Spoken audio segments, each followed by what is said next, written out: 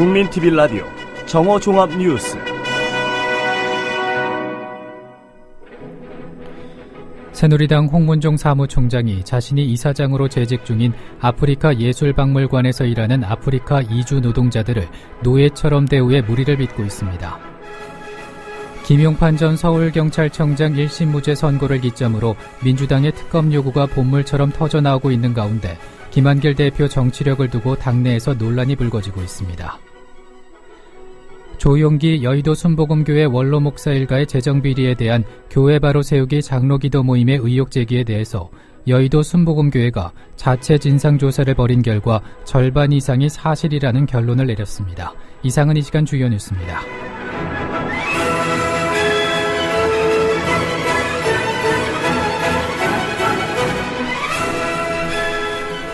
국민TV 라디오 정오종합뉴스입니다.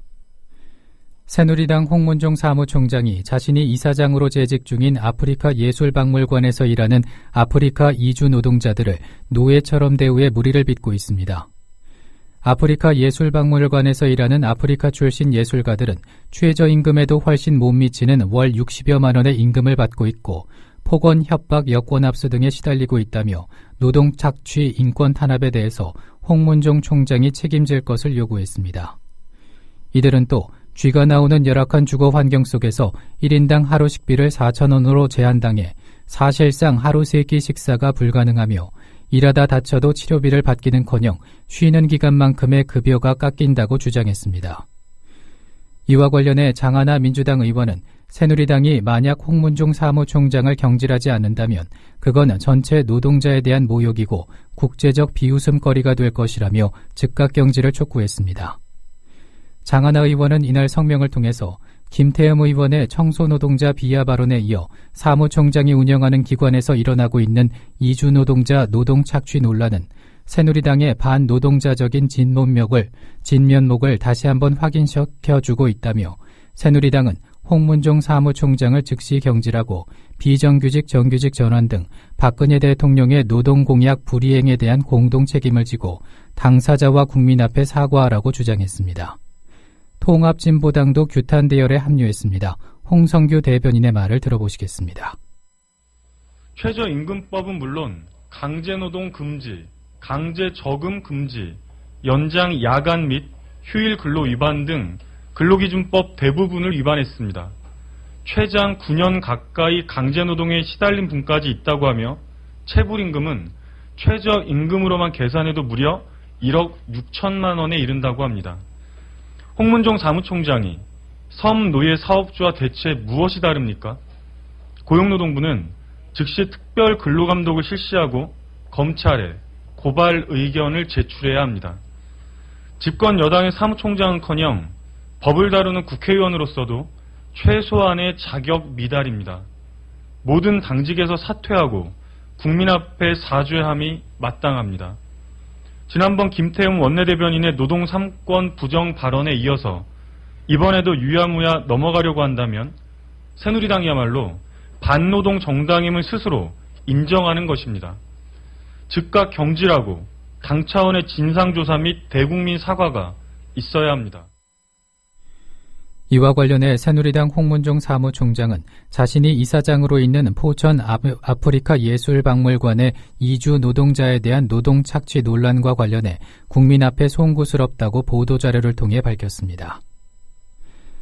김용판 전 서울경찰청장 1심 무죄 선고를 기점으로 민주당의 특검 요구가 본물처럼 터져나오고 있는 가운데 김한길 대표 정치력을 두고 당내에서 논란이 불거지고 있습니다.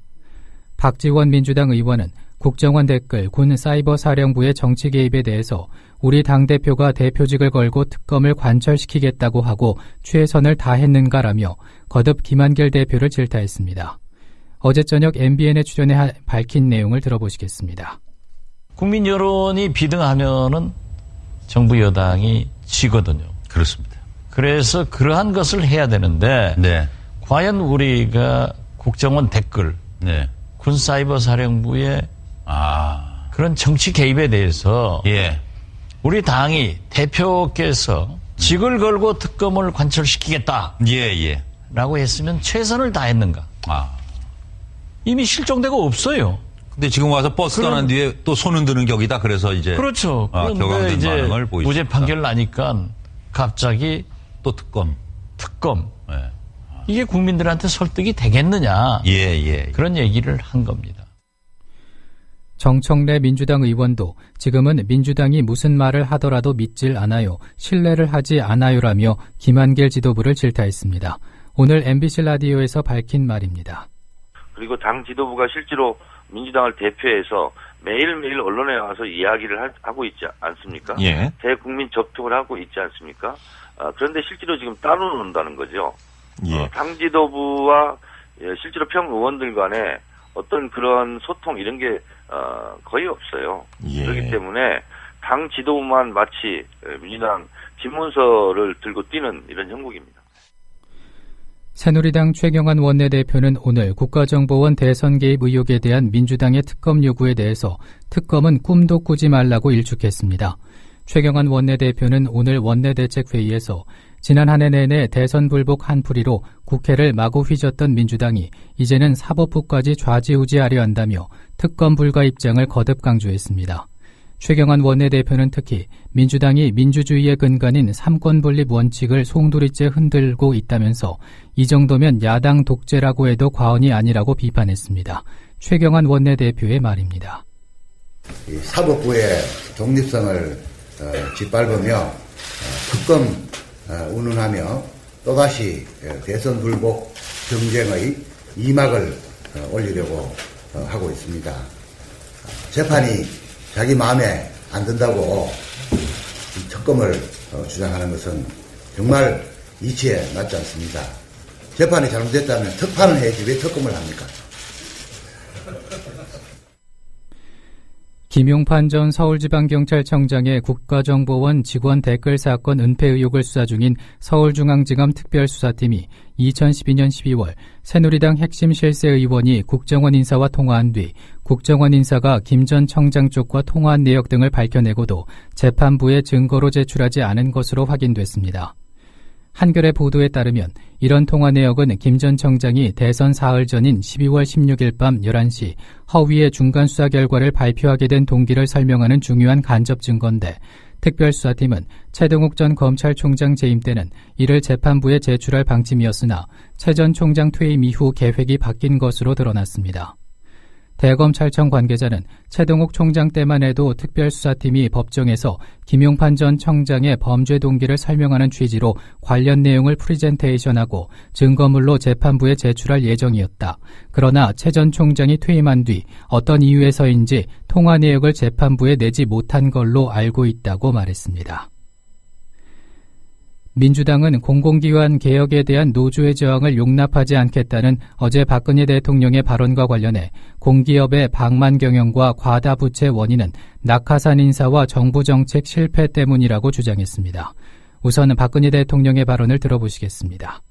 무엇보다 기관 스스로 부채 감축과 방만 경영 문제를 국가 경제를 위해서 시급히 해결해야 될 과제로 인식을 하고 실천하는 것이 중요하겠습니다. 이런 위기 상황에서 공공기관 노조가 연대해서 정상화 개혁에 저항하려는 움직임은 심히 우려되고 국민들께서도 이를 용납하지 않을 것입니다. 국민들은 어려움에 허리띠를 졸라매는데 공공부문에서 방만 경영을 유지하려고 저항한다면 국민들에게 그 실태를 철저히 밝혀야 합니다. 전병헌 원내대표는 오늘 국회에서 열린 원내대책회의에서 공공기관 문제의 근본 원인은 낙하산 인사와 정책 실패 때문이라며 모든 책임을 노조에 넘기는 대통령의 방식은 동의할 수 없다고 말했습니다. 같은 당 장병환 의원도 공공기관 개혁에 성공하려면 부적격 낙하산 인사를 먼저 중단해야 한다며 공공기관을 총괄하는 공공기관 운영위원회 노동계 인사의 참여를 정부가 보장해야 한다고 주장했습니다. 조용기 여의도 순복음교회 원로 목사 일가의 재정비리에 대한 교회 바로 세우기 장로기도 모임의 의혹 제기에 대해서 여의도 순복음교회가 자체 진상조사를 벌인 결과 절반 이상이 사실이라는 결론을 냈습니다. 여의도 순복음교회 진상조사위원회는 그제 임시당회에서 지난해 장로기도 모임이 제기한 조용기 목사 일가의 교회 재산 사유화 의혹 13가지 중 7가지가 사실이라고 밝혔습니다. 진상조사위는 여러 의혹이 사실임을 밝히고도 언론사에 보낸 보도자료에는 의혹 대부분은 오해이거나 과장이며 일부 관련이 있더라도 회복 가능한 부분이라고 밝혔습니다. 특히 교회가 막심한 손해를 입었음에도 불구하고 이영훈 담임 목사는 조용기 원로 목사를 스승처럼 모시겠다고 말해 논란이 되고 있습니다. 이형훈 목사의 말을 들어보시겠습니다. 새롭게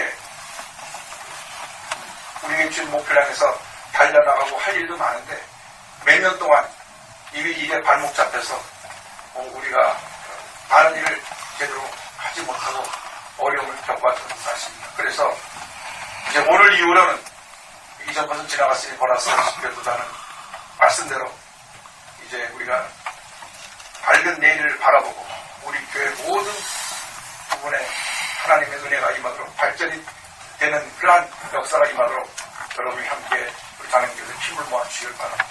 간절히 부탁드리는 것은 이제 더 이상 과거의 것을 가지고 이야기하지 마시고 그리고 장로들끼리 이 문제에 대해서 나뉘어서 논쟁하거나 다투지 말아주시고 이제는 서로 화목하고 화해하고 하나 되어서 우리 조영 목사님께서 50년 그 성역 동안 이루어진 그 사역을 우리가 다시 제2의 도약으로 발전시켜 나가는 교회 교회를 간절히 소망합니다. 저는 우리 조영 목사님을 끝까지 잘 모시고 제게 맡긴 사명을 잘 감당하겠습니다. 그러므로 절대로 교회에 대해서 팔을 나누지 마시고 또 없는 말을 가지고 서로에게 상처를 주지 마시고 이제는 우리 모두가 한마음 되어서 일사불란하게 진실을 호도하지 않고 논점을 이탈하지 않는 공정 뉴스. 국민TV 라디오 뉴스의 꿈입니다. 지금은 정오 종합뉴스와 함께하고 계십니다.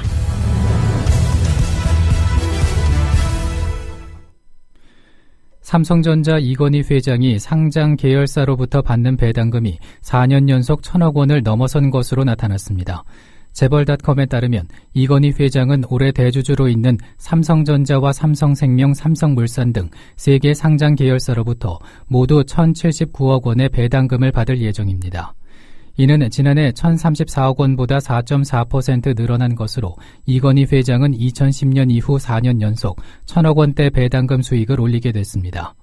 올해 현대차그룹 정몽구 회장은 493억 원, SK그룹 최태원 회장은 286억 원의 배당금을 각각 받습니다. 반기문 유엔 사무총장이 동계올림픽 개최지인 러시아 소치에서 북한의 김영남 최고인민위원회 상임위원장을 만나 남북 이산가족 상봉을 예정대로 진행해야 한다고 강조했다고 유엔이 오늘 밝혔습니다. 마틴 네시르키 유엔 대변인은 반 총장이 지난주 소치 방문 때 김영남 위원장을 만나 30분 이상 대화를 나눴다면서 이같이 전했습니다.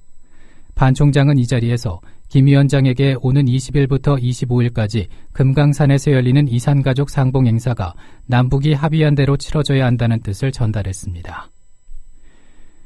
오늘 전국이 종일 맑은 날씨를 보이는 가운데 동해안 지역의 눈은 낮에는 점차 그칠 것으로 보입니다. 서울 지역의 지금 기온은 1.1도, 습도는 43%입니다. 국민TV 라디오 정오 종합 뉴스를 마칩니다. 아나운서 정승조였습니다.